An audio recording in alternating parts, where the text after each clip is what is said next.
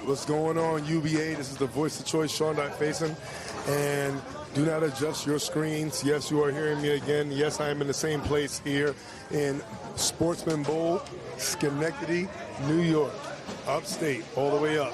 And this is the first day of the inaugural Empire City District, and this is match number 2. Yes, this is a part of the doubleheader that we have right here.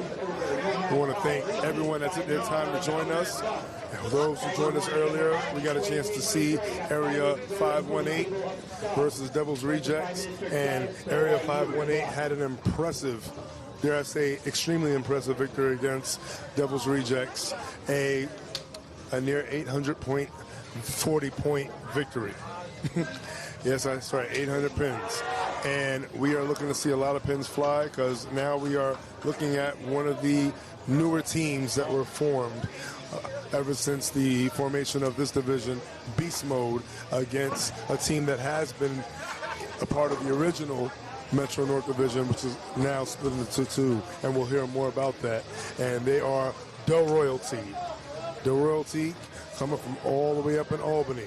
All right, and we got a great mix of people that are on the Beast Mode from the other divisions. And we talk about the Empire Division, the Empire City Division, and it being its first year. But I can tell you that, but the person that can tell me better is the Emperor himself, the Commander-in-Chief right now, the War Chief, the man that was behind the 40-point start in the very first match here at Empire, Gabe Criscolo. What's up, baby? Yo, you even pronounced my name right. You know, I tried. Yo, I'm pretty happy right now. I talk better than I bowl. So. Yeah, you know what? Same here, buddy. So, you know, it's all good. I mean, you talk about me leading my team to a 40-piece, but I kind of remember shooting under 600 and falling on my ass that second game. So hey, you know what? Bottoms up. It's all good. It's all good. I had my team pick me up, literally. Oh, man. And, you know, speaking of picking up, maybe you could pick up where I left off in the segue. So we talked about this being the inaugural season of the Empire City District. Yes, sir. And can you tell us a little bit more about how that came about and how we got to this place here in the UBA? Actually, it's kind of a good coincidence that we're standing behind this match right now, because a lot of my team, the first year we started 3 years ago, the Royalty, a lot of these guys were aliens to begin with, but they had the vision with me. They wanted us to grow, and they split off and started their second team, and we were able to join the Metro North the year after that. Kind of momentum built through that. We spent a couple of years in the Metro North while we were growing the area out here, getting more interest, and had enough interest this year for 2 more teams to pop up. A lot of familiar faces on those teams as well. Both Town Assassins and KPA Kingpins have bowlers from other UBA teams. A lot of them were ex-aliens, actually. Wow. Yeah. So they branched off, and they went to different areas to conquer. And now yes, it all comes full circle, because now we have our Empire District. Yes, sir. And you know what? Definitely shout out to you for being a part of making that happen, and helping the family grow and create an opportunity. And it's a true example of, you know, patience being a virtue, because all of us being bowlers in divisions that either may work out for us or sometimes call us to travel a little far, get a lot of miles in our vehicles and whatnot, a lot of carpools. You know, this is definitely maybe the start of something really, really big, and I'm pretty sure potentially there's going to be some more teams joining this district. I feel really good about it. I actually have a couple of friends from some outside areas that came up to visit today. I'm actually looking to maybe help expand out into the 607 area, the southern tier of New York, Binghamton area. There's a lot of good bowlers out in that area, too. So that's the thing. New York is a strong state for bowling. A lot of people don't even realize how far that extends. There's a lot of good bowlers out here. No shade to any other parts of the tri-state? Oh, no, not at all. Not at all. It's okay if it's a little shade. I mean, we don't mind shade. You know, no shade, but, you know, when people call this division weak or soft, they're mistaken. They can come up here and find out for themselves if they want. Well, that's an axe to swing for another day in time. But You said it. Yep. But speaking of on this Saturday, let's take a look at what we got right here. Representing Beast Mode, we have on the scratch pair, we have Anthony, and we have Charlie Courier, and then we have Brian Youngman. All right, who do we have right now for the scratch pair of the Royalty? On the Royalty, we got John Jones leadoff, Matt Sheely bowling in the middle spot, and Nicky Battistoni bowling as anchor. That is a strong scratch pair, too, I'll tell you. And wow, and then showing a little bit of that strength in the scratch pair right there was Nicky right there. Nicky Battistoni, I believe you said, right? Yes, and her brother is actually anchoring the Handicap 1 pair, Pete. So, a lot of bowling families out here, too. Like I was telling some other people on Town Assassins, you had an entire family bowling the scratch pair. Yes. Over on Town Assassins, that first squad. Marty Capullo, Jay Capullo, and Debbie Capullo. That's a couple generations to some really good bowlers right there. And that's one thing you find in different bowling alleys, no matter where you go. There's always that one family, you know, that almost kind of like have a real lineage in this game. Oh yeah, man. I've bounced around a bit. I've lived in a couple areas, and that's one thing that kind of is always the case wherever you go. There's always at least one family where you say their last name, they're bowlers. They're all bowlers. Yeah. Shout out to Straight Business Cartel. They have a very notable last name in that area, Bell. Okay. You know, all the Bells, Marcus Bell, Veronica Bell, hey, so they're on the and so defending forth. champs. Darnell Bell, yes, they are. Yeah, I'm pretty sure that's something you would like to look towards in the future, and I don't see that as it could be. It could be a win. Could be. Could be. Could be. Yeah. And that's definitely looking into the future. But looking at now, we got coming up. There we go. Waiting for that screen to pop up. We got Brian Youngman of Beast Mode anchoring. Let's see what's happening on lane 10. Lane 10, a lot of strikes were thrown on lane 10. Unfortunately, that's not one of them. Earlier, you guys were striking a lot. And let's see if Beast Mode can live by their namesake and really feast on this opportunity against the Royalty. We'll see. The Royalty is more at home here than Beast Mode is, so we'll see. And you mentioned home, and for a lot of UBA teams, they talk about the home house factor, and when you're used to the different dynamics of a house, you're used to seeing the three sides of it. Sometimes there's days where it's really pretty, there's days where it just is what it is, and there's days where it could be a little ugly, And when you're used to bowling in a certain area, you've seen all conditions, so you usually can forecast for what's going to happen. Go to the bag a little bit, see what you need surface-wise. Yep. You know how the approaches get, whether they're erratic, whether some days is like, if you're stuck in the mud, other days you might be skating on ice. Well, that's going to be an interesting aspect of this district this year, because you got half the stops out here in the greater Albany area. Yes. All these houses kind of play the same. And the other half are basically all old Metro North centers that we bowled in. And those houses play very differently than the play. Yeah, yep. I bowled here before, and from what I know, the oil holds pretty well in the middle. But if you get it a little slightly outside, you get that little zip back. The ball is going to make it back to the head pin. Oh, it will. Or past the head pin. Ain't that right? Maybe we might either see, a beastly performance, or we might see something worthy of a crown from the Royalty. And you know what? Speaking of the Royalty, who do we have from the Royalty right here? It's the owner, Will Cunningham, of course. That's right, Of course, you know who it is. This is my State dude right your here. name, gangster. Hey, the owner, a.k.a. Will Cunningham. You know who it is. That's right. And as far as the Emperor concerned, he can kiss my ass. He bowled well with his 300. I'll give him credit. But Yeah. Shout out to giving credit, and I'm definitely going to give credit right there. Brian Youngman with a great pickup, picking up the 210 right there on lane 10. Oh, yeah. No, We always live. It's UBA. Hey, listen, I know it is. All day. No. And that was a great. Little extra trivia about Will. Will was the first president of my team. That is correct. Will is a big reason why Empire is Empire today. That's it. We were one team. Then we were 2 teams. And now we're district. Now we have 6-team district. Let's go. That's right. That's right. Hey, hey, that's what it's all about, growth. And it's all about opportunities. So now, and those are keys. And speaking of keys, what are some keys to victory for each team? And you were very victorious, so you can give us some of the keys that you think will work out for either the Royalty or Beast Mode, looking to make a name for themselves.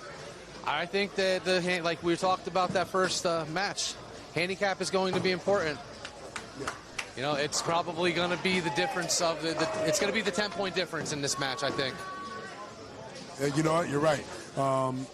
It's one thing if you have hitters, but if you don't have players on all 3 pairs, filling boxes, and making good decisions and just keeping the ball in play, it's going to be a tough day for your squad. Yep. When you're talking about travel, hitters travel pretty well most of the time. You can put a 230 average bowler in most houses, and they're going to bowl good. This is very true. Your handicap bowlers are a little bit more of a wild card.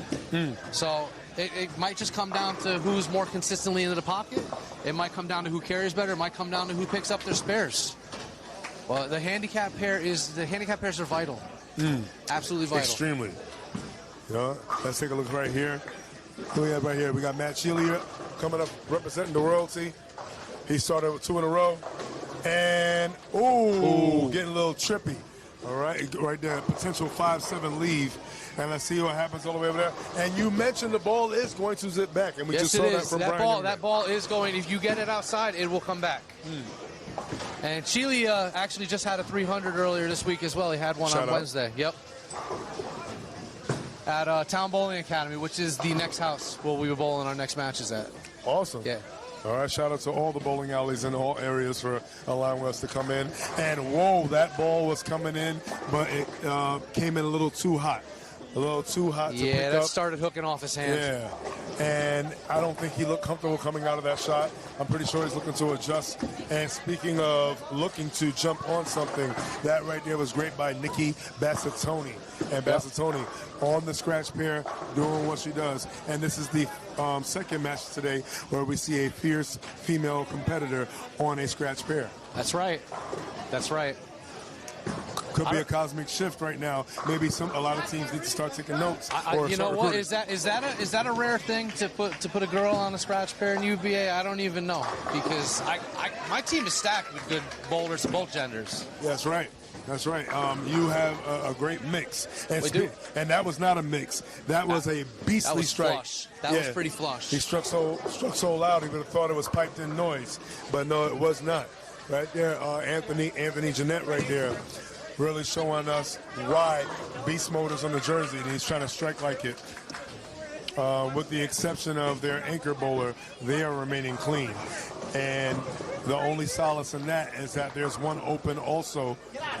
I can still say it. One open also on the Royalty scratch pair. Yeah, it was almost 2. There was almost 2. I almost Gordon that one. Yeah, he's not back there. He's back in the party room. I think we got to keep him back there. Otherwise, that 7-pin's going to stand. Oh, no, he's everywhere. Yeah, he is. You got to watch out for him. What we have to also watch out for is making sure that, as a bowler, he didn't get so used to striking that he got tight for the 10. We'll see. I think he's going to pick it up. We'll see. Well, he got North Star on the back of his jersey. Let's see if it leads. And yes, it leads all the way to the 10-pin. North Star led true to the 10-pin. Right there, straight line. Fastest way, point A to B is a straight line. Let's see if Mr. Youngman made an adjustment. Definitely did make an adjustment with the last one. I see a bunch of hands up down to the left of us. It looks like somebody left a 5-pin. Has anybody missed one today? Do you know? You were the closest one to missing one. Come on, man. I was not going to miss that. Not in my house. Not in my house. Whose house? Gabe's house. Gabe's house. And let's see if Nikki, Bessa, Tony. Oh, my goodness. Yes. Shout out to all the female competitors, the Vixens, and everyone else watching this. Shout out to anybody looking potentially to maybe build some great unholy teams. This might be a scouting time. Yes. Anybody watching this stream? Anybody watching the video uploaded later? take note. There's a lot of people you might want to get on your trio for Unholy later on this year. Definitely. I'm already looking for myself. And that's no joke. And let's see if the Joker right here, representing the royalty, John Jones right here. Let's see if John Jones can put up a little bit of an ultimate fight. And no, instead he leaves a heavyweight class, 245. And my goodness, a lot of power being displayed Pins are right flying. there. Yeah, AJ right now showing all his styles. Anthony Jeanette killing the pocket. And potential 280 max for AJ himself, Anthony Jeanette.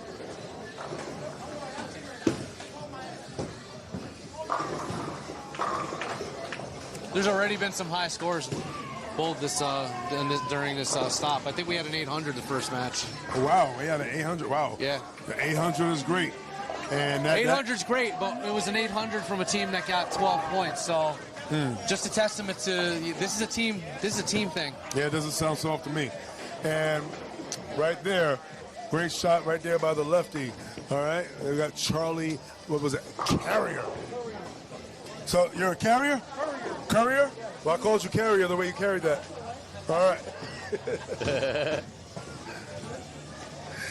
You know, and unfortunately, the leadoff bowler, that being John Jones, John Jonas, he definitely would have loved to make that because, like we mentioned, every single frame counts. Oh, and yeah. you want to get as many marks as you can. And if you leave something that's not makeable, don't be a hero.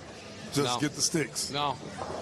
Little personal anecdote on that. My team last year lost 4 matches by less than 30 pins apiece. That's 3 marks. Yeah, yes. And a couple of them were a lot lower, a lot less than that. So that's the difference between my team making the playoffs last year and having to take an early exit. So frames are important. You want to make those easy spares. Yep. And let's see if we can get 10 on the first shot. And 9. Very good. And potential split there. That was a merciful 9 count, especially being on a spare. Count is very important. You know, if you're on a double or if you're on a spare, you definitely at least want to get 9 if you're not going to get 10. Oh, yeah. Up on the left lane, lane 9, Brian Youngman.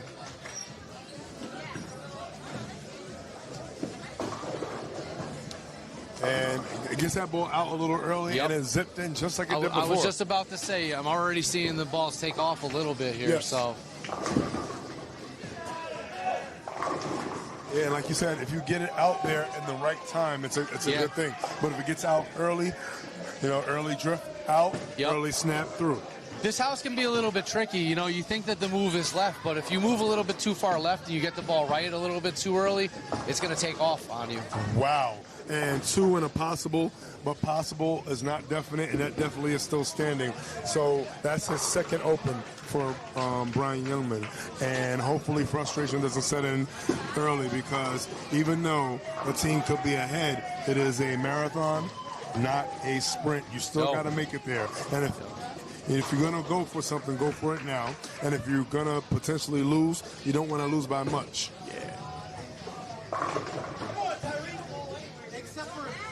So right now, Bassatoni showing that leg day is an important day because right now she's doing her squats and lifting her team on her back. And let's see if squats are still in effect. Wow. Wow. That was almost a 7-8. Off of a killer shot. Let's be real. That was a really good shot. That should have carried. If you hear him, Greater's Joker. greater. Yeah, the Joker right there. And the Joker attacked a little more direct. Unfortunately, did not get a chance to take that 7-pin out. But Nikki Bassatoni all over that her 8-pin live. Stone 8. Very stone 8. Almost a stone 7-8. How often do you hear that? Yeah, no.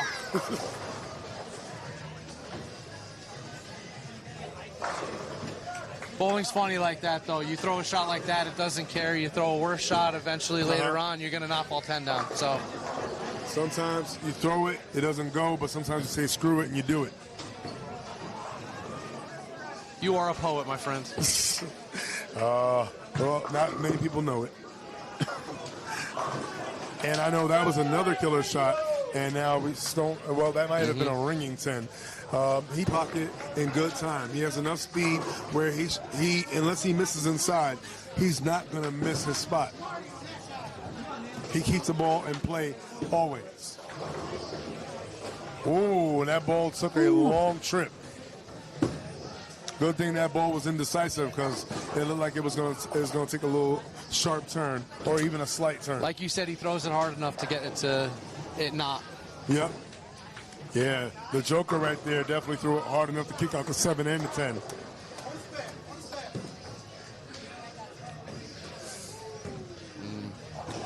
It's the second missed 10 pin on that handicap 1. Yeah, for beast mode.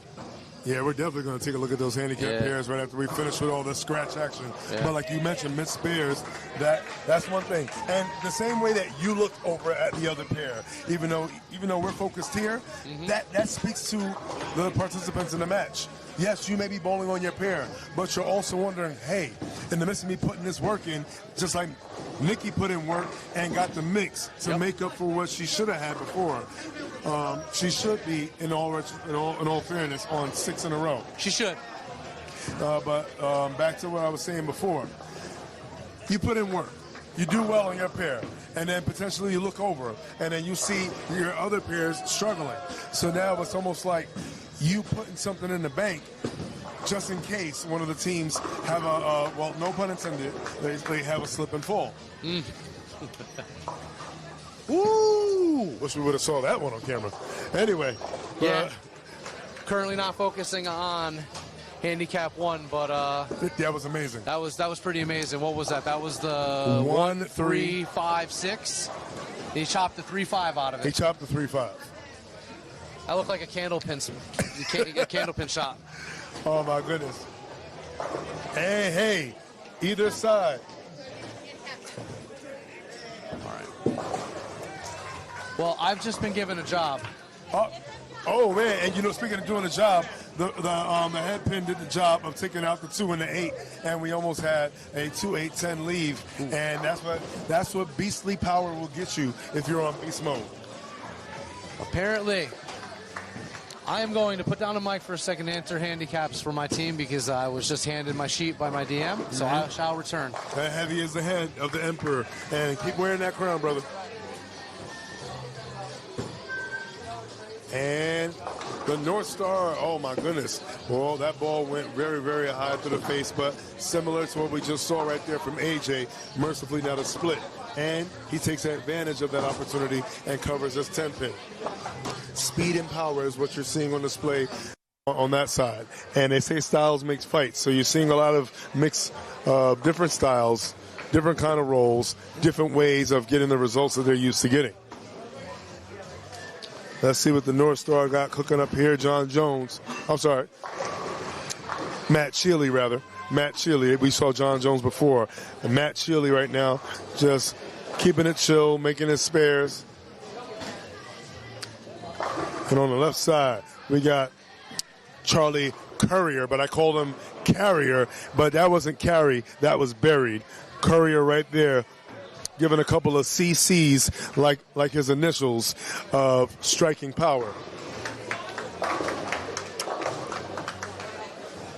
Sometimes in these divisions you see teams that come together or come about from other teams no longer being a part of an organization and them looking for new homes, or sometimes bowling on people that they always bowled with and now they're forming killer teams. And speaking of killer, that was a killer shot by Nikki Bassatoni. Now, these teams that have been in this division, like the Royalty, who had a chance to rebuild and add a couple of things, every year you see some different things, and you see things that make them a stronger team and make them potential contenders. And that right there is definitely a contender for a great shot. And that right there by Brian Youngman. Brian Youngman with a great adjustment. I know that left lane, left 9 has been giving a little trouble. A couple shots he's been leaking it out a little too far, but that one, he definitely saw what he did. He did something a little different. And wow, we almost got a chance to see a flying eagle of 5-7-10 almost left right there by Anthony Jeanette. Let's see what we got here by John Jones up on lane 9. That's right, I got it right. He is John Jones, and that is a strike. High, and higher flush. And you know what? Sometimes when you throw something in the deck, that wild card is a joker. Hopefully he can be the wild card for a potential victory, if that may happen, by the Royalty. The Royalty is definitely looking stronger from what I noticed in their past showings in the former Metro North Division. Now the newly formed Empire City Division. They get a chance to display what they can do. And right there, great shot by Matt Chile. Courier keeps burying shot after shot after shot on the left. Potential 280 max for Courier.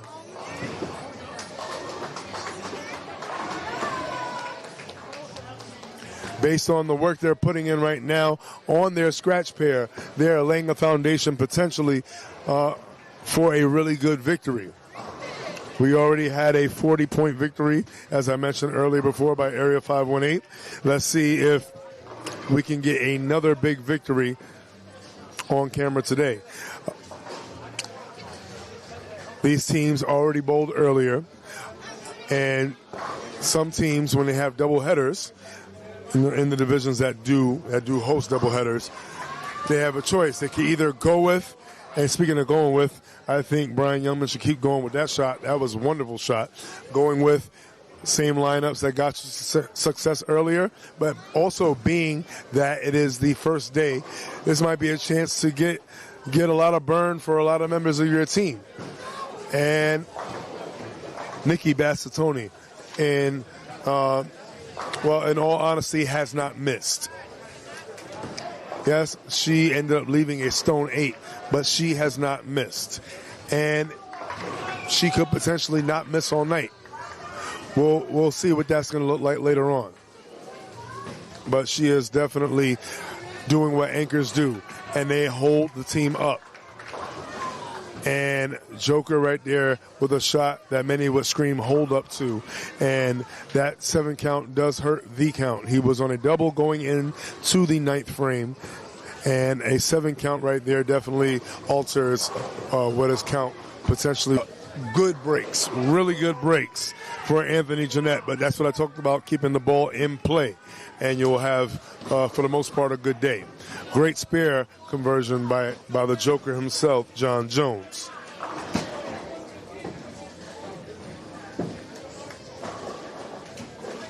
And Anthony all over his spare. The keys to victory, like I said before, are trying to keep as many clean frames without opens as possible.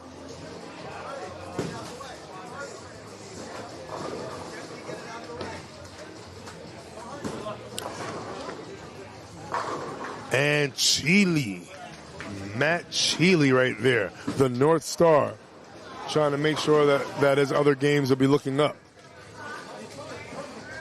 And we have grams of strikes being thrown by the man called the Courier. And Nikki Bassatoni, who has not missed. And that is not a miss to me. She has kept the ball in play.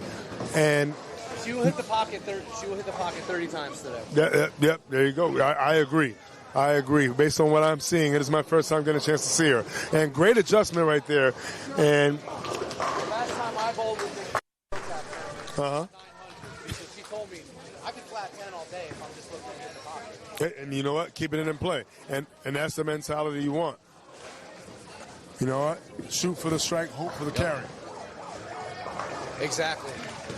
The pins will fall. You hit the pocket enough, the pins will fall.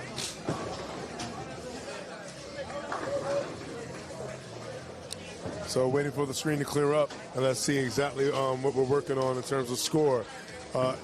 It is a and we have a A 3-6-10 conversion. Key shot right there for the Joker. John Jones. John Jones right now, JJ right now, seeing that there was an opportunity, there was a potential 223 finish, or 226 finish rather, for Anthony Jeanette. He did not get that. Now, even though John is only looking at 194, his three in the 10th frame, if he does throw it, would be big. Unfortunately, he's not going to do that. So, potential 184 finish, but that first one was a very good shot. That last one was a very good shot right there for Anthony Jeanette. AJ with a 213, 213.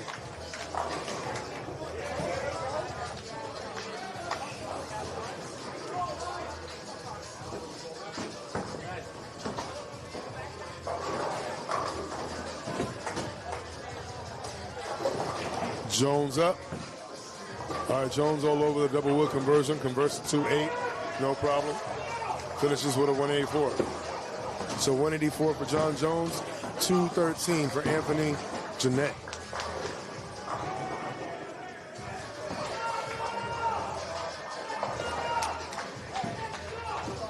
Courier gets the ball out. Buries it and whoo! And right there.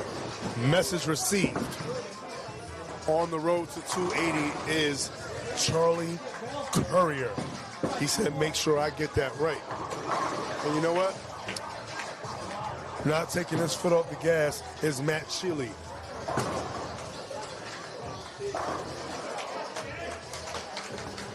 Advantage still to beast mode on the scratch pair. Oh, Courier with the double dribble. Oh, double dribble, but no violation on the shot. Still buries it.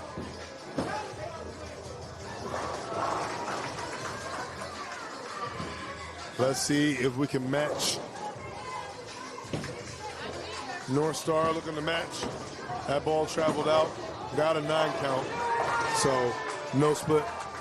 No trouble for his score, but he would have definitely loved to go out. Potential 237 finish for Matt Sheely. Provided that he convert his spare. Charlie Courier buries it and 280. 213 for AJ, for Anthony, and 280 for Charlie. He would have loved for that to be a tray bomb. And Matt Sheely, nothing to sneeze at right there.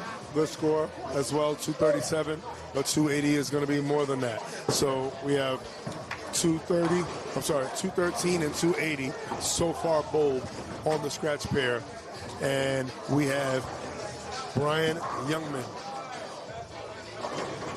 And definitely making a major adjustment and a major shift in his game from first half to second half, working on 5 in a row. Nikki Bassatoni gets that one up the lanes and buries it. And similar to what Gabe said earlier about her, missing the pocket, not an issue for Miss Nikki Bassatoni. There's a reason why she's in the position in which she is in, and that is anchoring.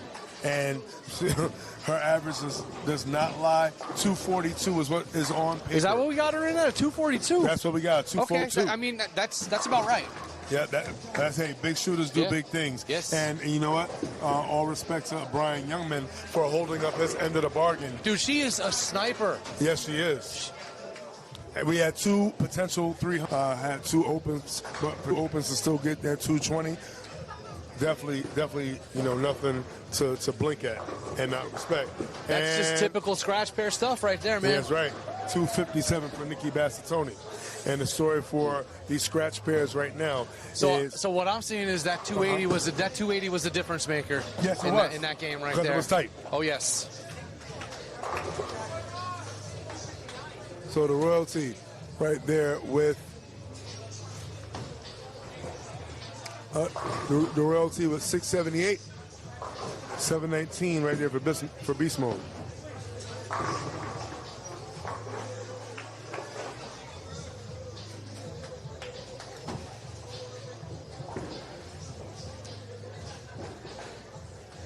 Yep, great showing right there. Very, very tight.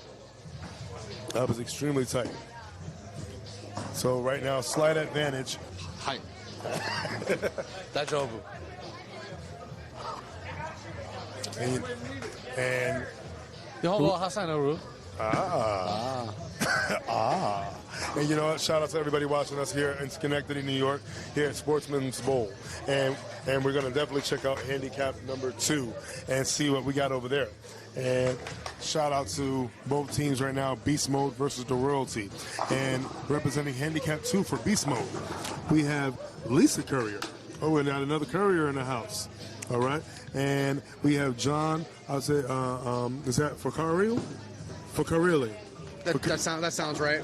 I'm not going to contest that. That's right. And Anthony Palmieri? Palmieri. All right. And on the Royalty, we got the owner himself, Will Cunningham, lead off. Tariq Ferguson as middle, and Matt Flowers as anchor. There you go. And that's looking at those averages, that is quite a handicap pair. That is. And you know what? Beast Mode has that blend that we talked about. Yes.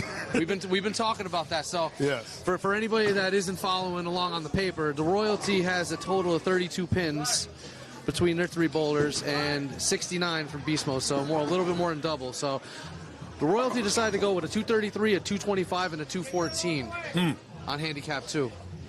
Now, that may be you believing in your strikers, or maybe a lack of pins or a lack of handicap bowlers. We don't know. But then again, if there's ever a time to experiment with things and see what kind of recipes you can, beginning of the together, season. Beginning of the season. So my squad that 40-pieced the first match, I only got 2 bowlers repeating because I got 16 different people bowling today. We're going to find out who's looking sharp, who might not be looking sharp, who's going to be bowling the next match. Plus, got to get as many people eligible for playoffs as possible. Oh, you're right. Because get their games in early. We don't got to worry about it down the line. Don't got to scramble. Don't got to look for other events to bowl or anything like that. We could just do what we want to do. Yeah, and that's the goal right there. Yes, sir. And right there, we just saw a strike over there thrown by Mr. Ferguson. And let's see what's going to happen here. I see Johnny F up. Johnny F up, and he did not F up. He did not. That's right. I hate that spare, by the way.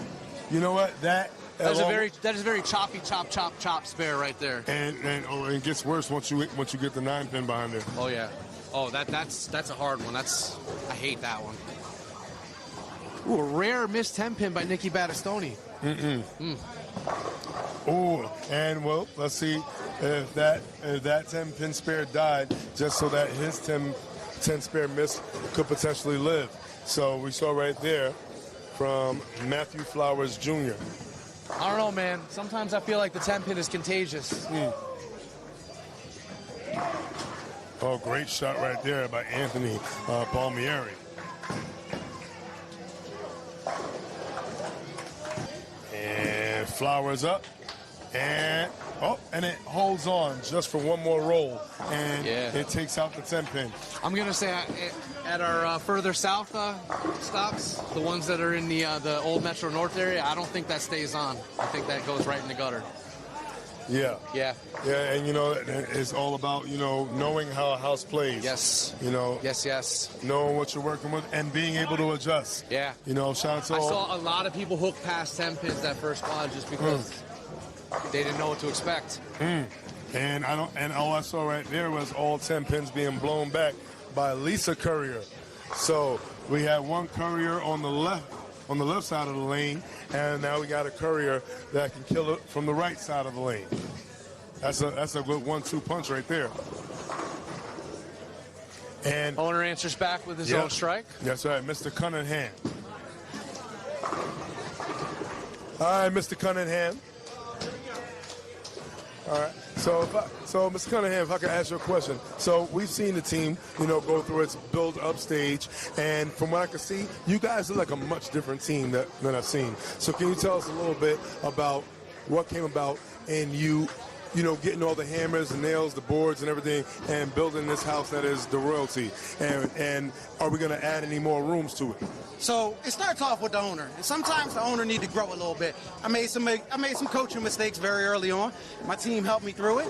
We put people in the right place. Now it's just time to execute. Are we adding more rooms to the house? Maybe 1 or 2. But guess what? The royalty is here, and we're ready to stay. Hey, you know what?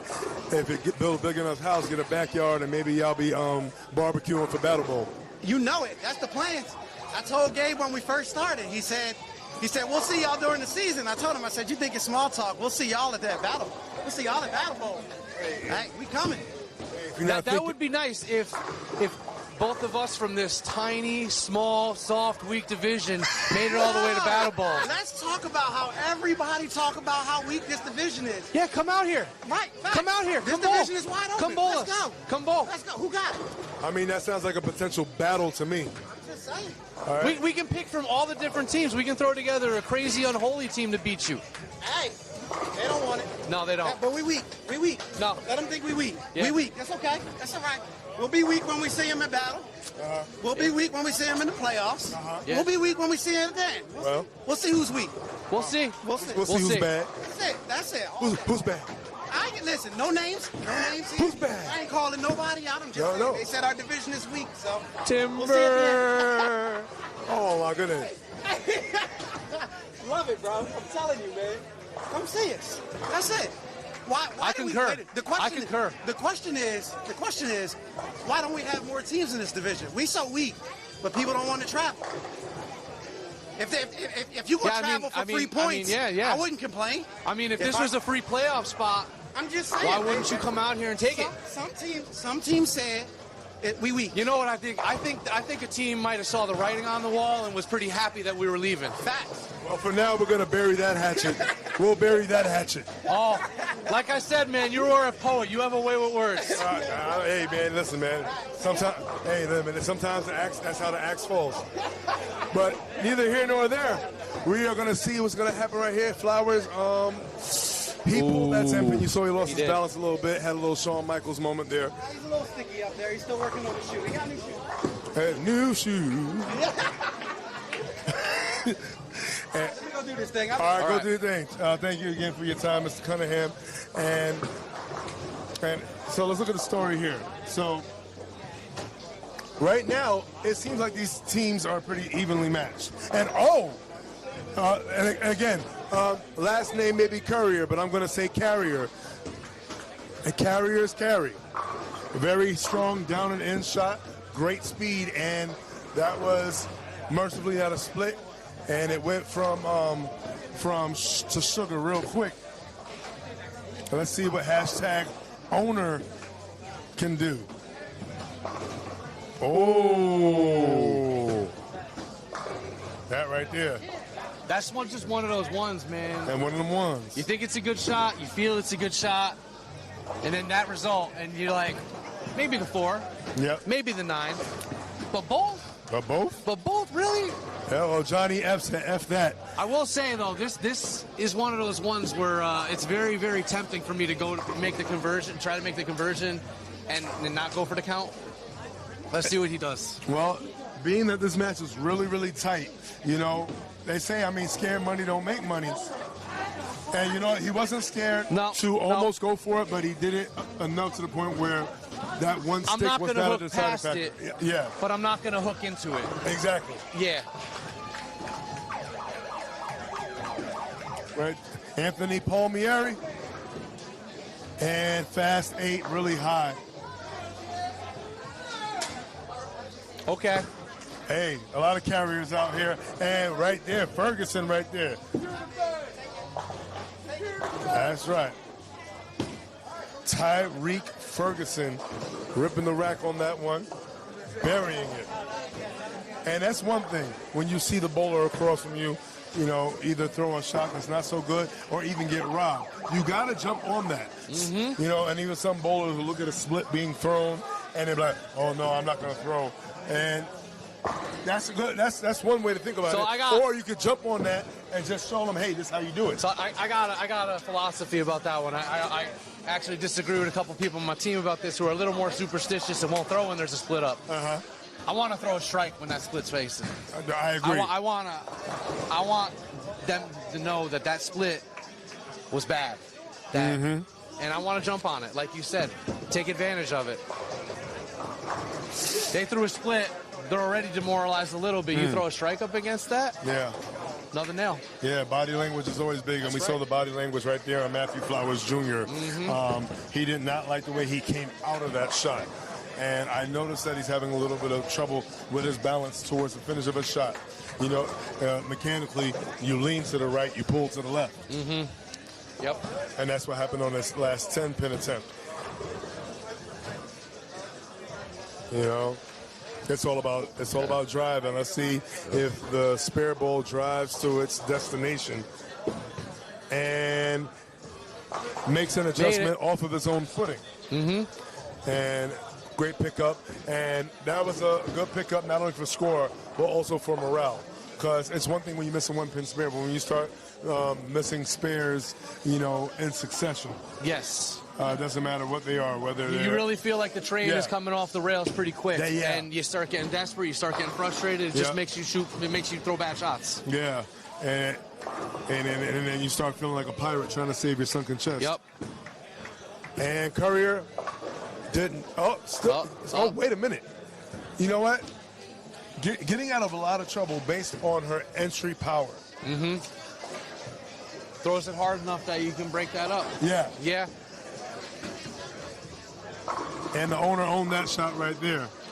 Right back on after that 4-9. Probably didn't adjust much off of that. Knew he threw a good ball. Or that 4-9 may have been some viewers throwing darts. Yeah. And, you know, and taking, you know, having feelings about what's being said. But you know what? You know, feelings in the UBA? No way. No way. No way. And let's see. Oh, and he says, yes, way. That was way down the line. And it right there, it hit its target, and it got a good mix for Tyreek Ferguson.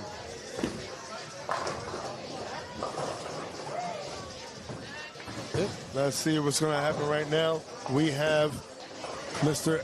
F it himself. It's Johnny F. I'm calling him Johnny F.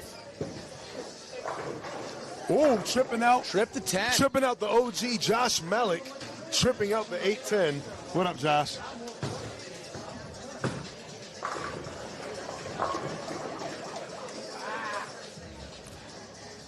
Shout out to all the pioneers of the UBA. Yeah, we got a lot of OGs in the house today. Yeah, definitely. Shout out to CEO Tynell Tate. Shout out to Hall of Famers and potential Hall of Famers watching. Got Phil in the building. We got Phil in the building today. Yeah. Hey, you always got to have a chance where you go, and everyone that laid the groundwork for all this, who were pioneers in their own right, and this is exactly why we were able to stand here and deliver, and keep delivering all this action right here, and we look forward to all the things that we are going to deliver, not just in the Empire City division, but all divisions all around. UBA is still growing. Yes. UBA is still growing. Yeah. There you go. And you know what? Anthony is still going. UBA's growing, Anthony's still throwing. 7-pin lead by Matthew Flowers. Let's see what happens with MF Jr. and it hooks and takes out 7-pin, no problem. So those watching may look and wonder why certain people are in certain spots. People are put in certain positions because of the belief in their ability and what they have done and know what they can do. And depending on the level of trust, because I always believe that trust is a major factor in making lineups, building up potential anchors, building up great leadoff bowlers, building great bowlers as a team, because it's all about what the finish looks like and down the line. It's a process. I mean, we heard Will talking about it. It's a learning process. You got to kind of learn where to put your pieces. Yeah. Also got to learn who bowls good with who can feed off each other. Yeah. Who helps each other out. Yeah. all big. And communication is key.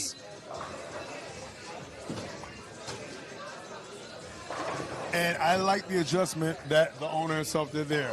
Shot looked tight from back here, but if you watch really, really close, because on most apps you can zoom in on his hand position, you get a lot more. That was a lot more forward roll, less side roll, so more of a forward motion. Yeah, he's playing through the oil a little bit more instead of trying to hook it. So I think with the way that they were playing in the first squad, if they're playing anything like that, that's a smart move. Exactly.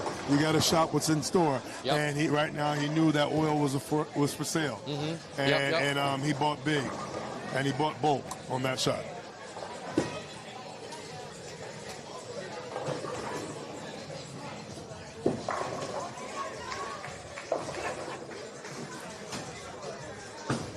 Ferguson up. Ooh, a lot of revs, a lot of bite on that. Secure the bag. Secure the bag. And he secured the carry on that one. Let's see what Johnny F. Ooh, you know what? Shout out to tripped out 710s. That has been the theme out here. Johnny F. ripping and hitting right on time and getting enough power to kick out the 7 and the 10 at the same damn time.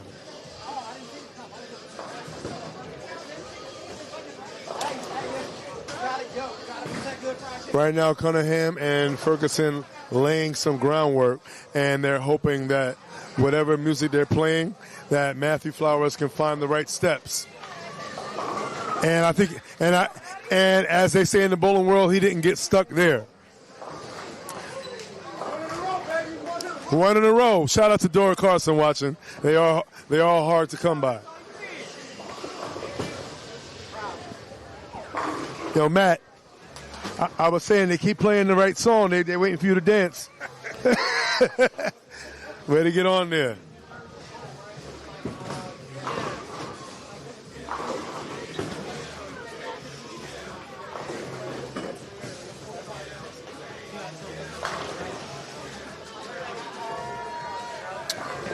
Right now, taking his time is Mr. Palmieri. Anthony Palmieri setting up. Taking his time. It's almost halftime of game number 2, meaning you're getting past the 5th frame. And ooh, big roundhouse kick to the almost stone 9. And it didn't even trip it out. It actually kicked the head of the pin.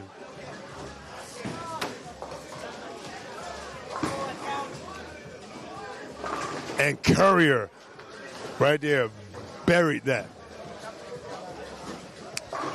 You know, Courier definitely a very powerful thrower. We saw before, we had Charlie Courier on the scratch pair before, and he was burying it. So much power from the left side. And over here, Lisa Courier showing that she got that power from the right. Let's see what Mr. Cunningham, the owner, can do through 5 really good shots. Unfortunately, one of them was a 4-9. That one was good, but not enough to take the 10 out. So double, 4-9, double, and then a 10 pin right there. Johnny F. working on 290 potentially. And, slide and stop. So matching 10 pins for both John and Will Cunningham.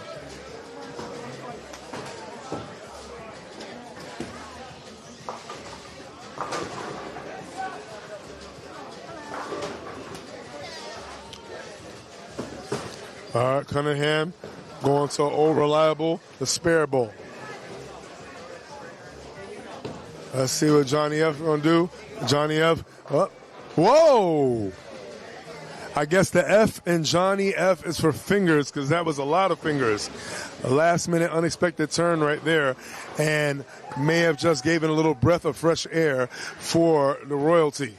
And that presents a royal opportunity for Mr. Ferguson to jump on, and he's all over it. And what a difference a frame makes. So we saw Johnny F. going for potential 290 finish to definitely not 290. He lost some wood with that. Yeah. Secured the bag, just secured the 4-bagger too. Yes. So. Oh my God! Oh, look who's the poet now. There you go. Hashtag, I'm still the worst commentator in the UBA, but we ain't going to say nothing. And you know what? That was not bad for a shot. That was the worst of the shots that he's thrown this game for AP. Yep. And that was an all-purpose strike right there. Hey, left carries. Hey, how's the left? Left's good. Sometimes the left is all right. Yes, sir. And let's see what's going to happen right here. And he 2 steps into 2 strikes, does Mr. Flowers Jr. Is that sanction? Yo, hey, 2 steps, 2 strikes, man. Great there. And that shows right there, like I said, what a difference one frame can make. That one mistake that another team makes can be that ray of light. Yeah, one bad frame. Yeah, you can jump on it. Yeah, we could jump on it. But Lisa understands her assignment, and Courier, similar to what we saw from Mr. Courier on the scratch pair, definitely staying on the assignment, understanding the mission.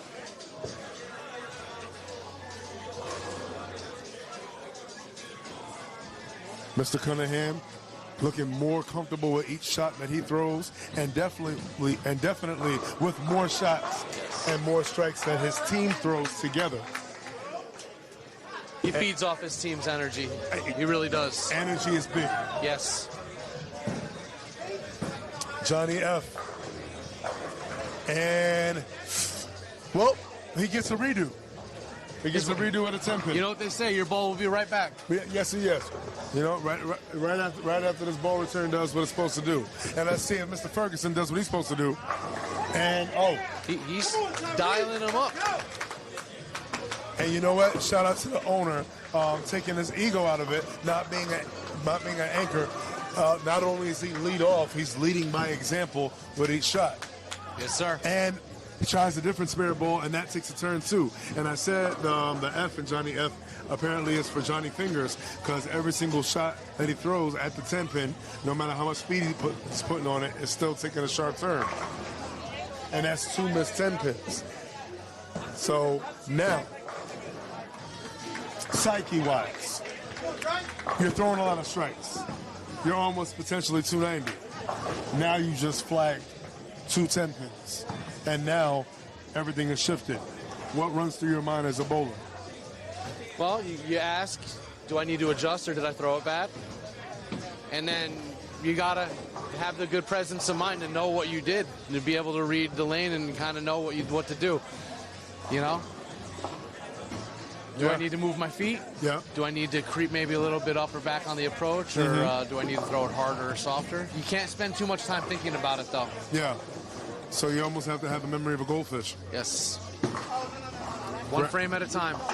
But also constantly paying attention, just not to just your own shots, but to what everybody else is doing on your pair, too. Yes. Because that's giving you information as well. Yeah. And right there, a great shot thrown by Mr. Flowers, who's looking a lot more comfortable than what he did before in the other frames. And he's keeping it clean. And you hear the trust in his team.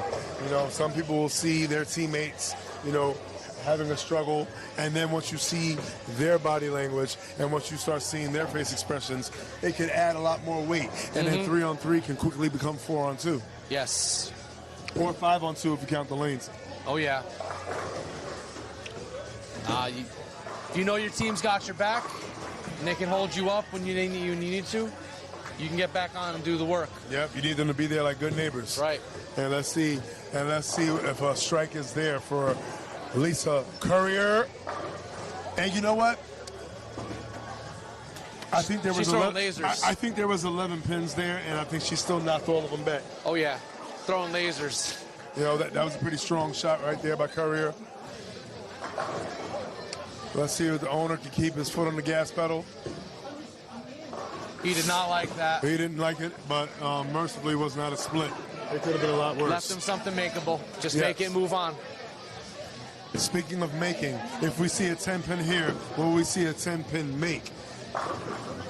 And then you see, and big difference in the body language now of Johnny. That's a really dangerous spot to be in, leaving 10 pins and missing 10 pins. Yes. because then you can't get up there throwing your first shot Yeah. confidently. You're trying not to leave a 10 pin because you know that you're not making them. Yeah. And when you're trying to not leave a 10 pin, do you know what you do? Speaking of 10 pins, well, that was definitely a mistake, but maybe that mistake right there will give a little bit of a GPS situation for Johnny on how to shoot. Maybe. No, I think that's gonna. Oh wow! So I guess that we'll call that something. A little, you know what? That's a nice break. Yeah. We're gonna call that a love story. That's romancing the 10 pin right there. Yes. Didn't hurt it. Did not hurt. He was gentle. And usually, if you're struggling, with getting the ball down the lane, sometimes you have to almost take it back to basics and over-exaggerate your lift just to know you're getting it down the lane. Story time with Voice of Choice.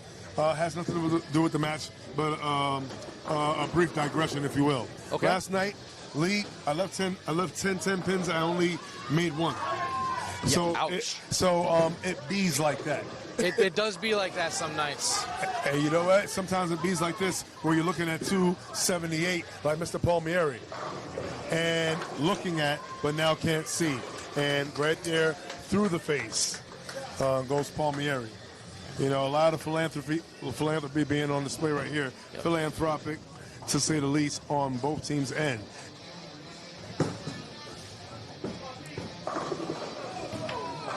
Oh, but like a good anchor. Sometimes it's not about how many you throw. It's all about when you throw them. When it comes, you need to go and be on the attack. Yes. Opportunity showed up, and he showed that he could jump on it, and he was a dog on that one. And I don't agree with only getting one pin on that spare shot for Palmieri. It's tighter than you realize. You need to get every single stick. We have seen would be decided in other matches by one. Yeah. And here's the thing about 9v9. You don't know really what the totals are on the other pair at all times. You do not. You don't know how close things are. You might be losing your pair by a bunch, but your other pairs might be making up for that. Exactly.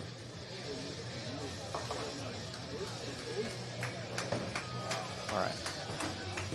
And once again, I've noticed it's pretty quiet down on my neck of the woods, so I'm going to put on my crown again for a second and go yell at these subjects. All right, go do your thing, Emperor. And great shot. Owner and the owner staying the Energizer Bunny, staying firm and keeping his voice loud so it is heard by his team. Courier definitely keeping her foot on the pedal and making sure that she's closing all her frames. What up, Yankee Jr.? I hear you, baby. Shout out to the lane crashers watching. Thanks for the shout out, brother. And hopefully you're enjoying the match just like we're all enjoying this, say the least. It was looking at 280 finish, leaving something I would definitely consider makeable. And, well, he got the 10 out. We're going to interrupt everything. Oh, we are? Yeah, because one of my guys has the front nine, and who do I catch lurking behind? Oh, my God. Mr. Gordon Pepper himself. I told him to leave. Why don't you leave, Gordon? I don't know what you're talking about. Somebody had the front 8 and just left a 10 pin. Someone had the front 8 there and just left another 10 pin. I don't know why he would think that I would mean any sort of calamity to over to any bowler Shundai. Why would you think that would be the case? You? I'm just here. I'm here to run stuff. We have the table of stuff that's here. We have a decent number of brackets that we have. I'm giving out 4 digits worth of stuff today, which is always nice. And I don't understand why. I mean, look at this. You got somebody with 8 in a row over here. I think you're looking at that matchup. No, well, I think momentarily. What pair are we on? Well, right now we're checking out handicap pair number 2 and 245. was led right there by Matthew Flowers Jr. So, Gordon, we were talking about the importance of getting as many pins as possible because you never know what's happening, and you want to have enough coins in the bank, if you will, provided that one of your other pairs are struggling. Well, there's a number of things that you need to do in the UBA, especially, again, these are nice tips for people that have just, or teams that have just started in your district. Number one, as you said, if your foot is on the throat, you need to keep it there and squeeze. That's right. And get as much of an advantage as you can. Yes. If somebody happens to be shooting a 135 in the scratch squad, you need to make them pay for such travesties. That is number one. Number two, obviously, you have to keep the string going, as they say. Noise is very key in terms of what's going on, in terms of how the game is being played.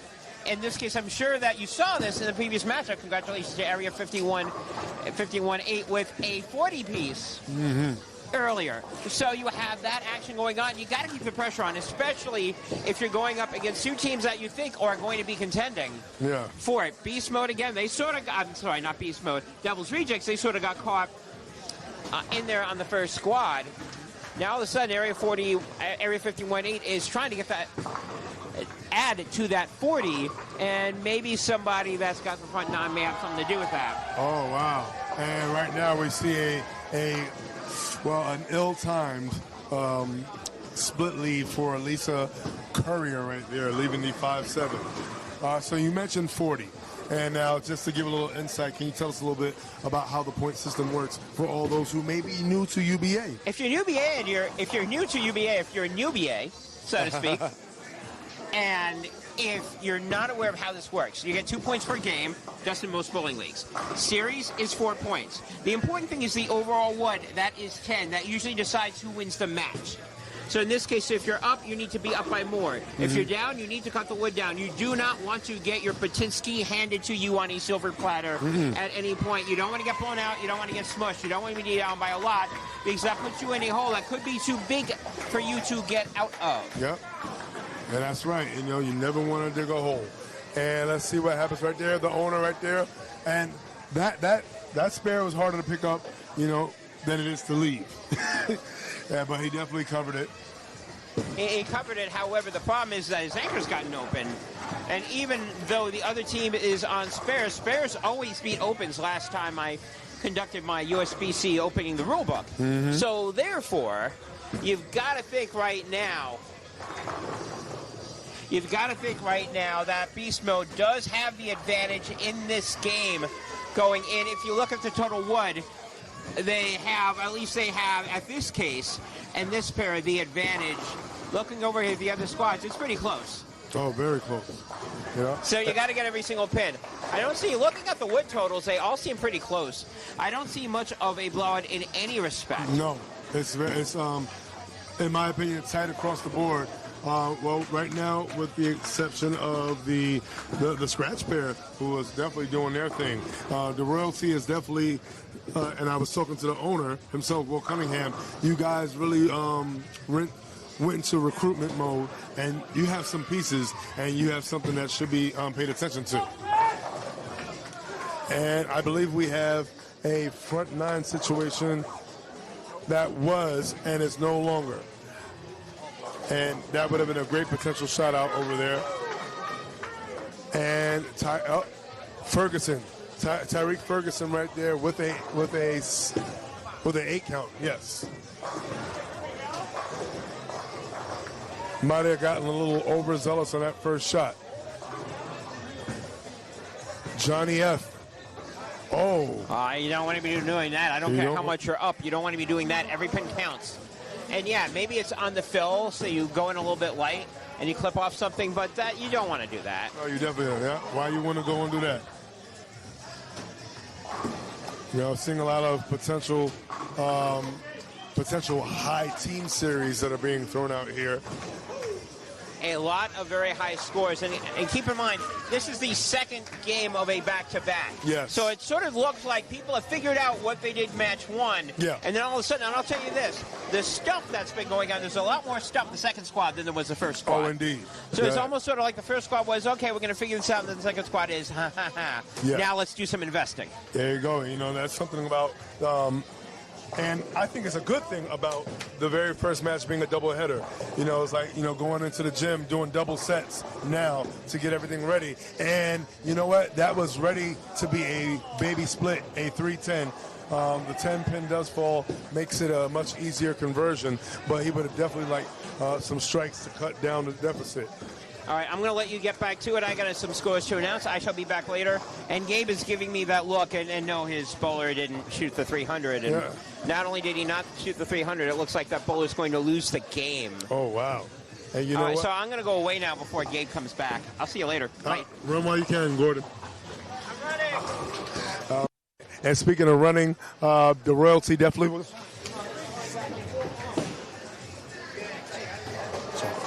Yeah, the royalty was definitely running things on this handicap pair, thanks to the verbal leadership of the owner himself, Will Cunningham, and the work being put in by Tyreek Ferguson. Matthew Flowers definitely picked up the pace.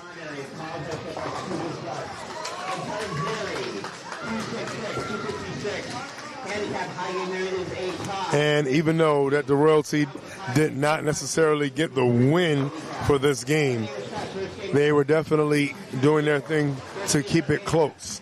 And that speaks to what Gabe was talking about. The royalty was not getting a lot of handicap. So yes, they were putting in a lot of work, but Beast Mode putting in enough work with their handicap to definitely make an impact. And that's what it comes down to. Handicap, handicap, handicap.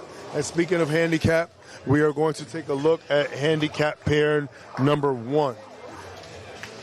So for handicap pair number 1, representing Beast Mode, we have Alex Rodriguez. We got Billy K. That's Bill Kirschenbaum. And we got Andrew Sr., not Junior, I almost said Junior. Billy McLaughlin Sr., Andre Lawson, and Peter Bassatoni Jr. Again, that Bassatoni name, you know, it's definitely one I'm going to remember now that I've had the wonderful opportunity to see them, and I get to see them today.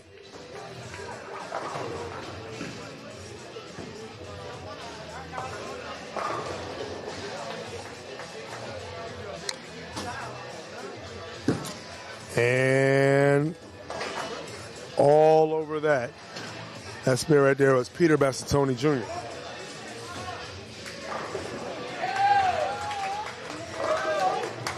All right, leading off right now, we got that Billy Mack himself. He got Dre on the back of his shirt, right?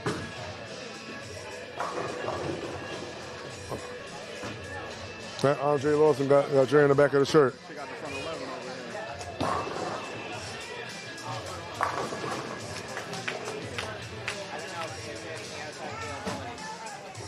That's going to be too far.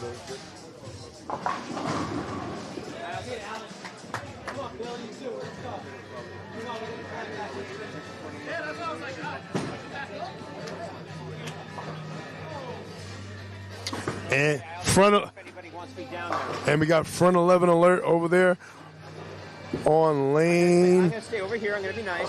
19. Hey, and we got a 300 thrown over here. And I wasn't there, so you can't blame me for it. Very good, very good.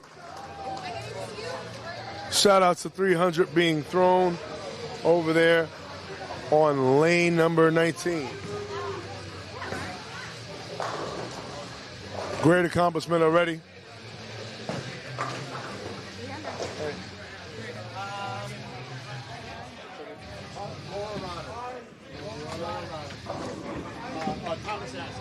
All right. Shout out to Laura Rotter from Town Assassins, shooting 300 on lanes 19 and 20. Great shooting. Game 2. And something to take note of about up here. They got hitters. They got bowlers up here that are definitely capable of throwing some great games. Everywhere you go, you're going to find a hitter somewhere. And shout out to Laura Rotter being that hitter today. Great shooting, Laura. And great shot right there. beast mode, knowing that they are in a fight. And they're throwing like they're in a fight right now. This is when people start getting a little more quiet and they start throwing it with a little bit of gusto, throwing it like they want it. And Peter Bassatoni all over that one. All right, so Andrew right there starting off with a double. Let's see what we got over here. Taking a little trip outside, but still coming back and still tickling the pocket enough to get some carry. Right there was Billy McLaughlin Sr. We'll call him Billy Mack. Mr. Bill, the OG. That's what it says on the back of his jersey. And then the man with the Dre on the back of his jersey, Andre Lawson, is going to be up for the royalty. And let's see what we got over here. We have we got A-Rod himself, Alex Rodriguez. All right, shooting that one just like an AR. And now he's starting with 3 in a row. Up the left side is Dre, and whoa. Almost leaving a 7-9 or an inverted Josh Mallett.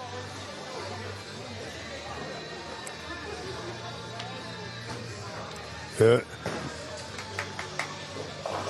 We got slight advantage over here. But the story is this.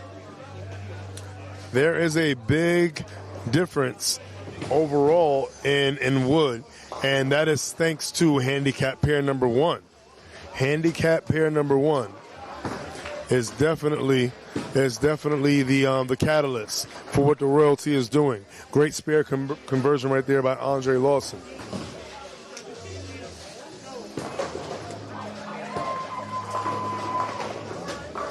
And unfortunately, Andrew not getting the carry on that shot.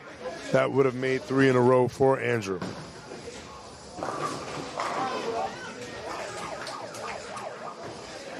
So it's all about transitions. Transitions are key.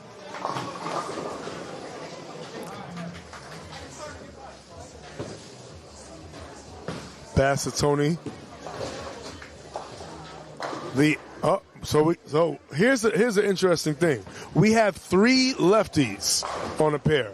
And for those who bowl, and they always say, the left side is usually sweet in their opinion because the lefties are usually all by themselves. But we have 3 lefties on this pair.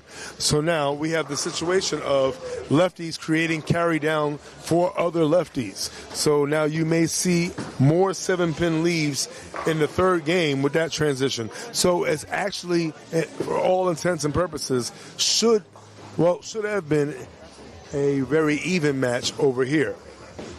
Everybody's going to be going through the same struggle. But the struggle for the Bassatoni family is never a spare. So we were talking about the interesting situation we got over here. So we have 3 lefties and 3 righties on this pair. On one pair. So and that's something that normally does not happen. And you know what? That may have not been done purposely by both teams. But at the same time, it creates a whole different dynamic because, the popular misconception that it must be easier for a lefty, you can look at that. And at the same time, all bowlers have to adjust their own way when it comes down the stretch in terms of adjustment, especially when we're seeing on 11 and 12. Yep. This game 3 gets a little bit tricky. Yeah. So, I had to step away for a minute. I had to do one of those things I absolutely hate doing. I had to make a substitution. Yeah, like I said, when you're up top, sometimes you got to make the hard decisions. Yeah. Honestly though, feelings are really not the most important thing when it comes to these matches. So it's competition. Yeah. I've made it very clear to my entire team this year. If you struggle, no hard feelings. But we're trying to win. Oh, and you know what? Dre definitely trying to win with that shot right there. And speaking of winning, the catalyst for the lead right now really is the Royalties handicap 1 pair. What are we looking at for total after 2 games? Do you know? Now for total, I was trying to get some math in here. It's very tight across the board. So you got Scratch is down by 40 some odd pins. Yes. Oh, and that spare ball held on right there. Handicap 1 is down by about 70. Handicap 2 is up. Okay, yeah. I believe, is it a 50-pin difference all around? All together, it looks like that's the swing, so it's very close. Yeah, and this is where it comes down to hitting everything. Yes. You know, there's that saying, WNE, we need everything. And you need all pins to fall, whether it's in 1 shot or 2. Either way, you need marks at this point. Yep. 1 shot at a time. Yeah. 1 frame at a time. No. Execute. And speaking of execution, Peter Bassatoni. Bassatoni, similar to Nicky Bassatoni, has not missed the pocket. Missing the pocket has not been an issue for anyone with the last name Bassatoni today. Nope. Now, the one thing that Peter may have to look at is his entry angle. We'll see if he wants to poke the With bear. that many lefties on the pair, that might be an issue. Lefties aren't as accustomed to adjusting as much as us righties. Yeah, you know what? You know that I'm not going to be biased, even though I am a right-handed bowler, and my biased part agrees to that. Mm-hmm. But you know what? I mean, the facts are just facts. When you typically bowl with, when you're a lefty, you may have another lefty on the pair, but you might not. When you're a righty, there's always other righties on the pair with you. Well, you know, if I could just take a phrase and say that struggle does build character, and you know what, strikes do build potential victories. Oh yes, oh yes. Great one by Alex Rodriguez there. No relation, I'm assuming. I don't think so. But he did hit that one out the park. He did. And you see the sense of urgency now with every shot, whether it's a strike or a spare. Ooh. Nicky with the Greek church. Yeah, that's very rare. And going beast mode now, even though he was not, and that being Billy Kirstenbaum, even though he was not bowling against Nicky, he still is bowling against Nicky. And even if you're on a totally different pair, you seeing that still wakes you up, because you know at this point, this is when the whole band got to come together. Oh, you know, yeah. when a band is playing together, it's all about that closing number. Oh, yeah. And this is when you need to close at a higher number than the opposite team. They need to be clicking on that rhythm together. Yep, you need to just get the count and move on. Yeah.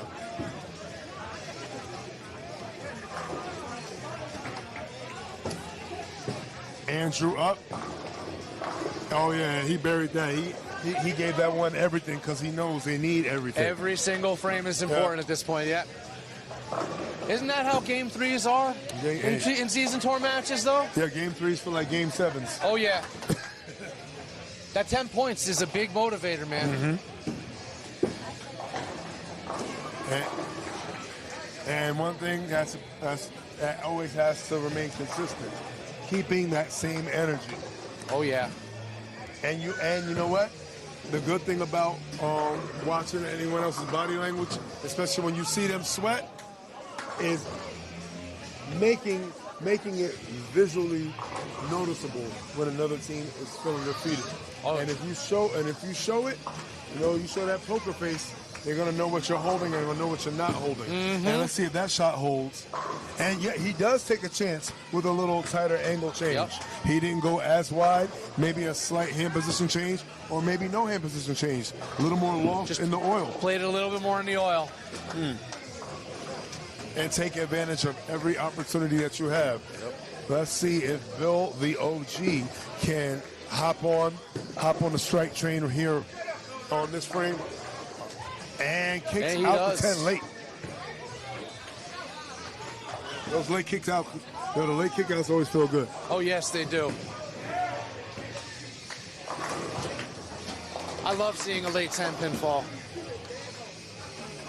10 back feels good, but watching that 10-pin get tripped out, throw a messenger at it. And, you know, that 7 count didn't feel good, especially considering that there's a 2-8.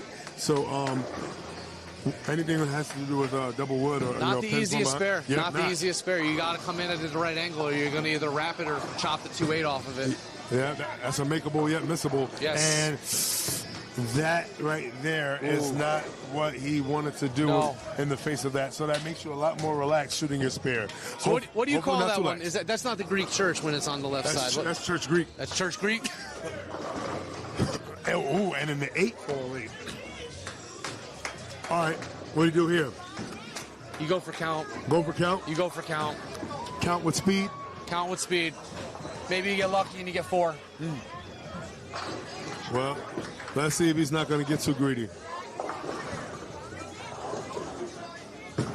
No, he's going for 3. Very good. And almost got 4. Almost. Yeah, sometimes you can surprise yourself if you don't be greedy. Oh, and very interesting there on that shot right there by Kirschenbaum, by Billy Kirschenbaum. So he made a surface change there. It got down the lane, it snapped in. Unfortunately, it didn't drive out the 10-pin, but it was a very good shot. Good thing if you're going to stay steady. If he makes a mistake, happens to either push too far in the oil or leak out a little too far, he could leave a 10 plus impossible. Very possible. And great double, key double right there being thrown. And, ooh. Bad miss there. Bad miss right there. Those are those type of mistakes where if you end up losing the match, you kick yourself for them. You're like, man. Especially if it's close. Especially as close as this match is. Yes. No, it's a confidence booster to the other team once they start missing and you start marking. Andrew coming up from the left. Whoa! Ooh, he got all 10 there. Oh, you know what? He got 7 plus 3. Yeah. 7 in the pit. That's right. He flexed on that one. Yep. You keep carrying like that, we're going to have to test you. But that was a much needed morale booster. Oh, yes. Especially considering the fact that his partner just flagged the 10. So that makes up for the 10-pin miss, but you only want to make up for it one time. Yeah, no more repeated mistakes. You want to copy and paste success. Yes. Not suffering. Yes, sir.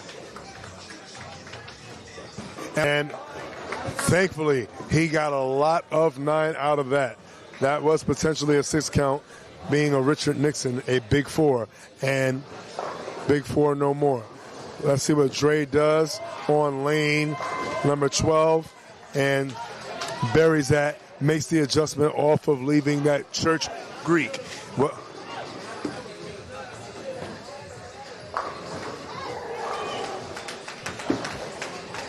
And whoa, almost drives by, but he made it.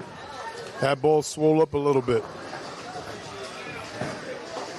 It's really, really, really tight amongst all the pairs. It's coming down to every shot mattering.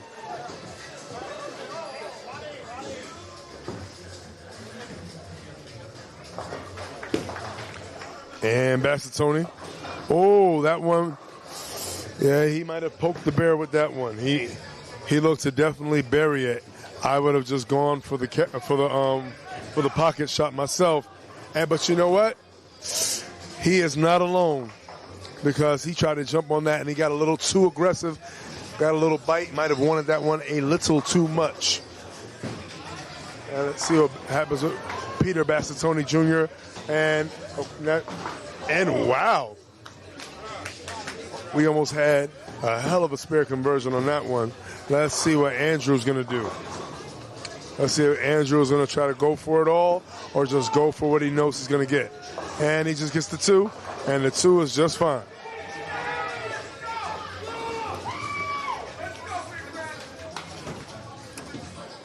On this pair alone, it is pretty much it's a 50-pin difference.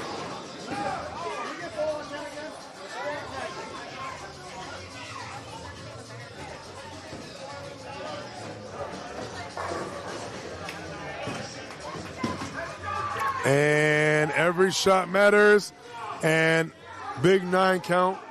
It would have been bigger if it was a strike. A-Rod, Alex Rodriguez up on lane number 12. Looking to try to cut the lead down. And all over that was A-Rod, was Alex Rodriguez.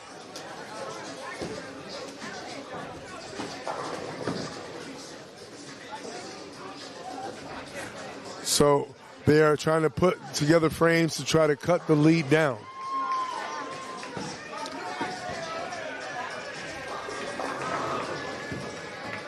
Beast mode, they are in a dogfight, and they are trying right now to come back. And now, pocket control is definitely a must, and Kirstenbaum, Billy Kirstenbaum is definitely, he's definitely controlling the pocket.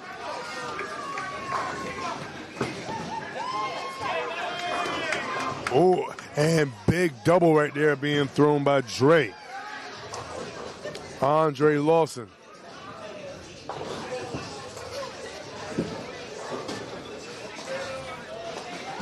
Oh, and great spear conversion right there by Billy Kirschbaum.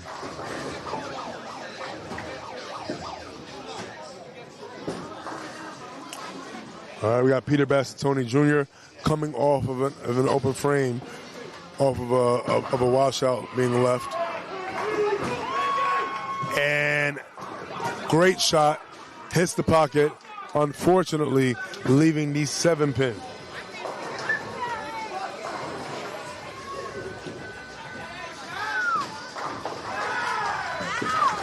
Andrew, oh, he packs that one in. Big shot, coming off of a split leave himself. And if you can hear in the background, Andrew basically understanding that he needs to be able to do it more than twice. And wow, that right there was big. Because now it looks like they are in the process of maybe giving up a lot.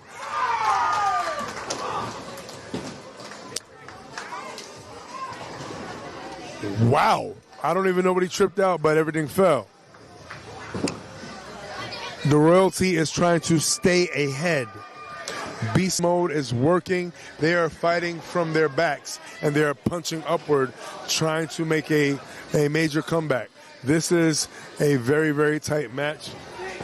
It all comes down to every single shot making a difference. And right now, it seems like Alex Rodriguez is anchoring from up top. Not all anchors have to be at the bottom. That may be the position, but sometimes you have to take the bull by the horns, and then just start going. Alex Rodriguez is trying to grab the situation by the throat and choke every single thing he can out of it until it means them getting the victory.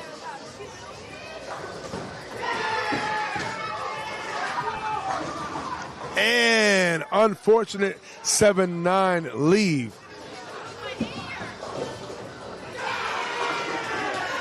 Ooh, and beast mode all over that. So now the situation is this. You have 3 in a row. Plus, now you're working on a strike on the middle, and you're working on a potential double on the bottom. So accumulate no strikes. They are pretty much almost tied the wood, the overall wood on this pair.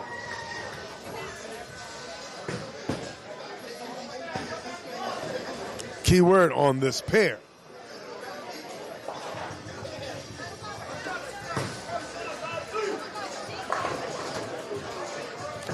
the Royalty definitely here to make a statement that this is not the same team that you saw last season.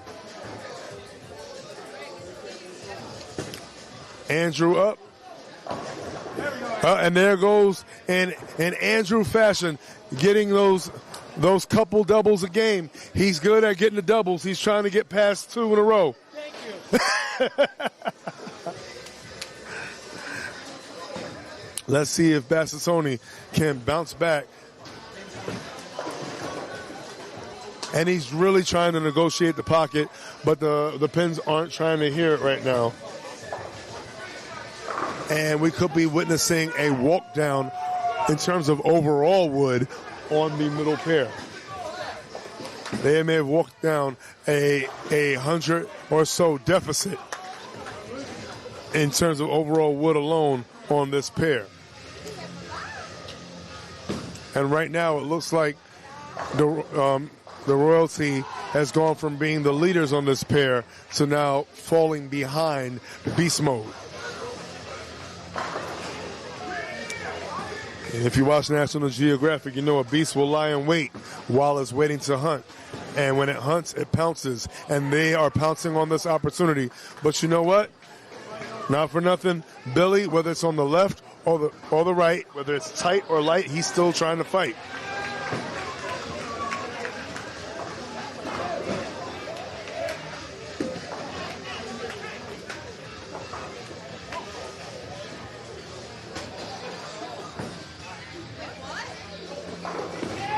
And anchoring from the top is Alex Rodriguez. And 3 in a row and then 8 count definitely changes the count, but it definitely puts him in a position to take over. It's all about what his second and third bowler do going into this 10th frame. And Billy with a much better shot, but not a better result. Leaving the 10 pin. They are fighting to hold on a thread of the lead that they have left on the middle pair alone. And this pair is a deciding factor in terms of what is going to happen overall with the match, because the scratch pair is very tight.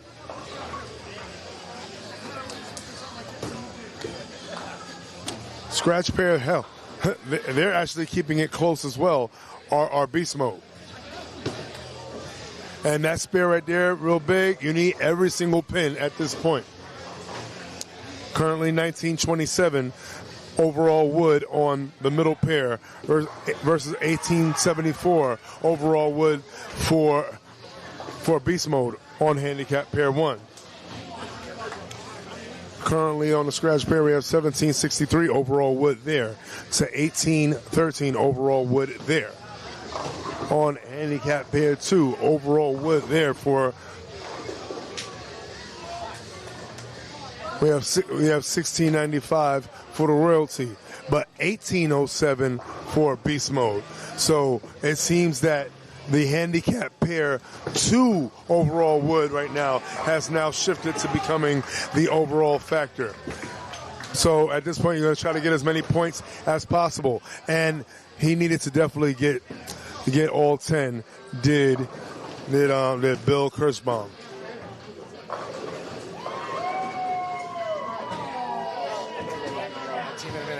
I'm going to go back and yell at my team in a minute anyways, but so still tight, but it looks like Beast Mode is pulling ahead a little bit. Yeah, thanks to handicap pair 2. Yeah. Like I said, like we were talking about, handicap is important. Very important. Very important. And whoa, spares are important. Yes, sir. And as he takes a little razor to the spare and he shaves it lightly, but still pushes it over.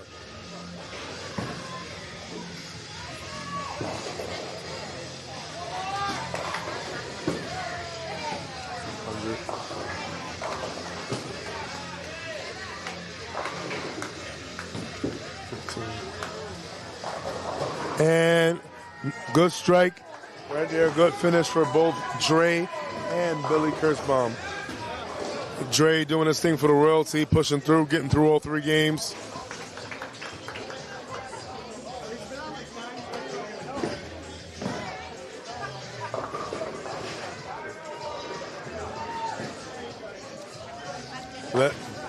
So now this is the story right now for Andrew. Andrew has been trying to get past the double for this whole game. Let's see if he can get past that double. And wow. Not only not a strike, but leaving the 410.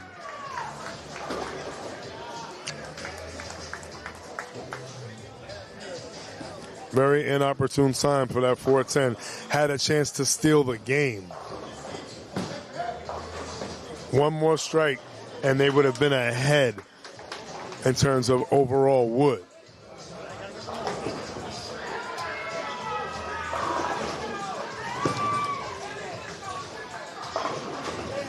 And it wasn't all the time, but it was on time, was that strike. And he's going for it all. Oh, if he would have touched it, he would have had it. And I know Andrew definitely can't be happy about that. He knows he needed to hit that to help out with the overall wood on that pair. And Peter Bassatoni right now looking to throw 2 more strikes to try to cut down some of the deficit that's happening against the royalty. I'm sorry, against beast mode. And double in the 10th.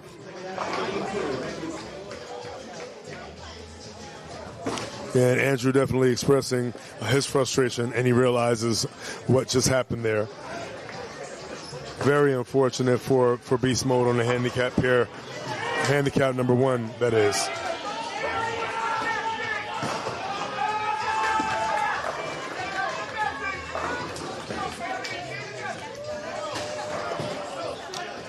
Even though they got the overall wood on this pair, you don't want to rest on what you already have, especially when there's potential to get a little more. So I believe Peter does want to lace this shot. He wants to bury it. And he might have wanted to bury it too much. But thankfully for him, he did not leave that on the first shot. And even more thankful for him that Andrew did what he did on his first shot in the 10th. Overall wood on handicap pair number 1.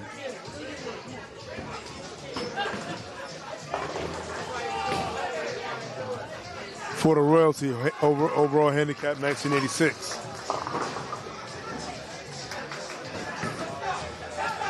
Overall handicap for the royalty was big. And we're going to take a look over here at scratch number 1. And that needs to hurry and converts the 3-6-10 does Matt Cheeley.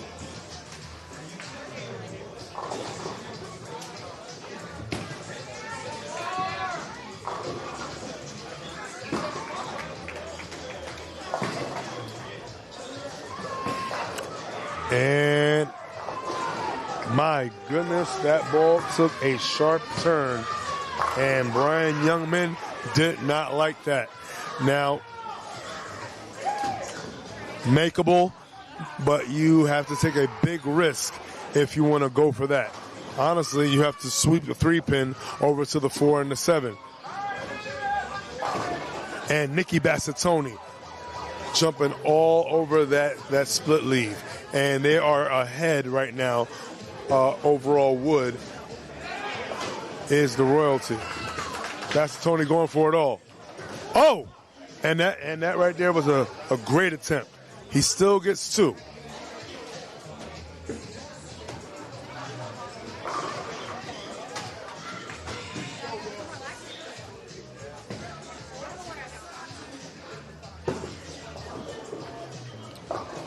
And the Joker, John Jones. Joker, John Jones, 3J, up on lane number 9. On a double going into the 10th frame. Has the opportunity to extend the lead and takes a trip onto the other side. And, hey, doesn't matter how it looks. It matters how it looks on the screen. And it looks like he's got 3 in a row.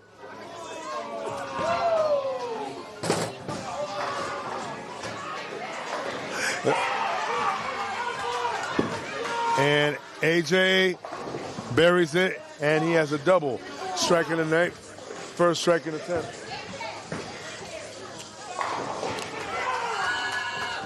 And you have to hang around because you just never know what somebody's going to do. So whatever they do, you want to match it up.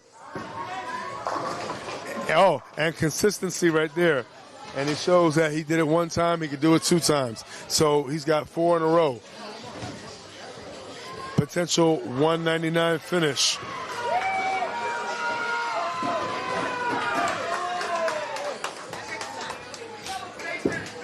AJ looking to match it up. And AJ stays with him, not letting them go anywhere.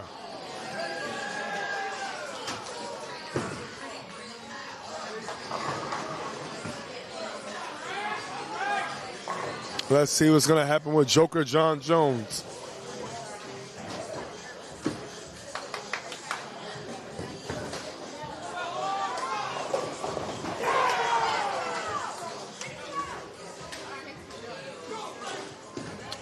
John Jones up.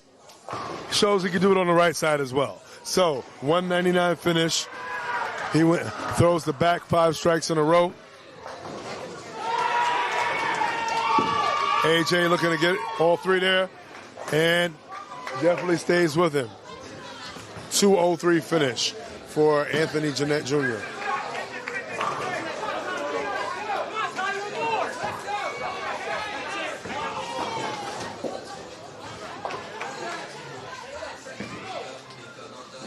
The North Star up. Matt Chile up. And right there. First strike in the 10th. Potential 228 finish for Matt Chile. We have Charlie Courier. 4 in a row going into the 10th frame. And you saw he lost his footing there. He leaned to the left, pulled into the right. And wasn't a split, but he definitely wanted to keep his foot on the gas pedal. And he wanted to try to grab the wood. That was a potential to get a lot closer in the overall wood on this pair.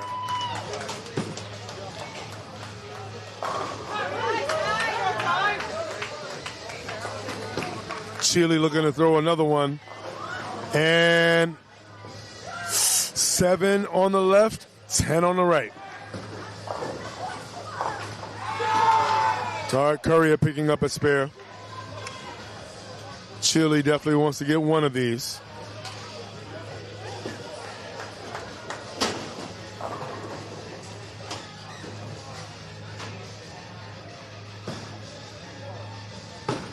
All right, Chile going to take out the 7-pin.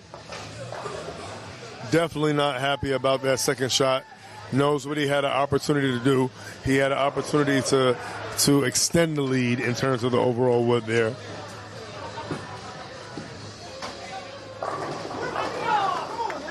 And that didn't hurt. Watching your guy trip out the 710 after you leave the 710. See Courier had a little fun with him at the end. A little na-na-na-na-na. Oh, hey, but you know what you just did? You put a... That's crazy. So I don't know what whammy Courier just put on Nikki Bastatoni, but now she leaves at 7-10.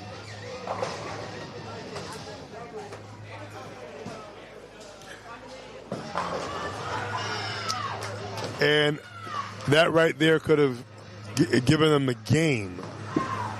So, yes, they are up in overall wood, but in terms of the game, they're going to lose this game on the scratch pair.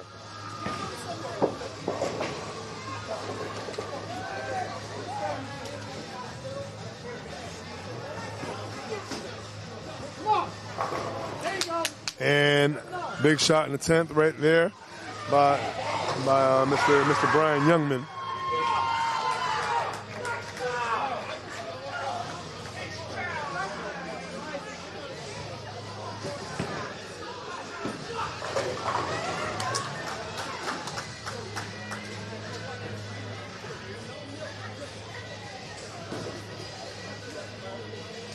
Let's see what Brian Youngman does. He got 2 more shots in the 10th.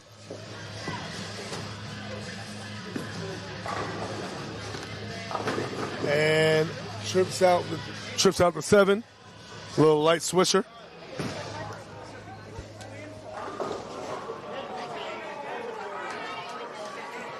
extends their lead in the game, but they're going to lose the overall wood pair.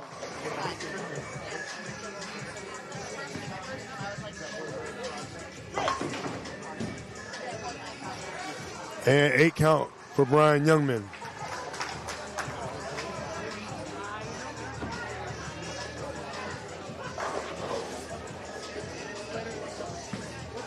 And we're going to see what the final results are. It's looking like the Royalty might squeeze this one out. It is very, very, very tight.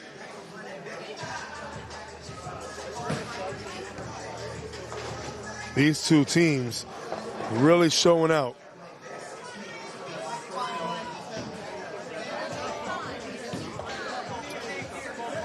Now, this may come down. This actually may come down to what happened on this pair right here.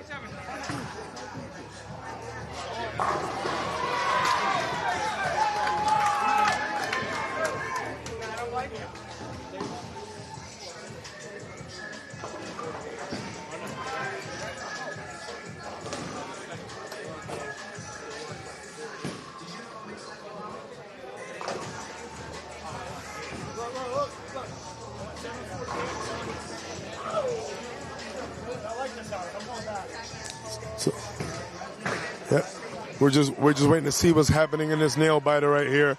It's looking like it's going to be one team winning by a slight margin.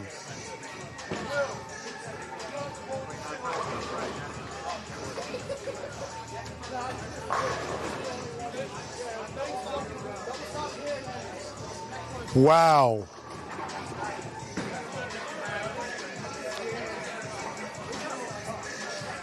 Now, if I believe so, I think the overall wood was taken by the Royalty by a slight 2 pins.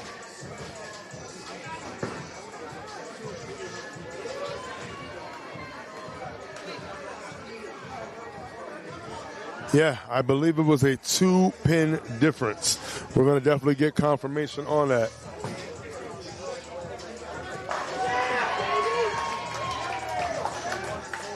But to check on these results, definitely look for the updates that we will have at UBATV.com and the other websites that are in the links. But very tight victory. These two teams will be seeing each other again. Yeah.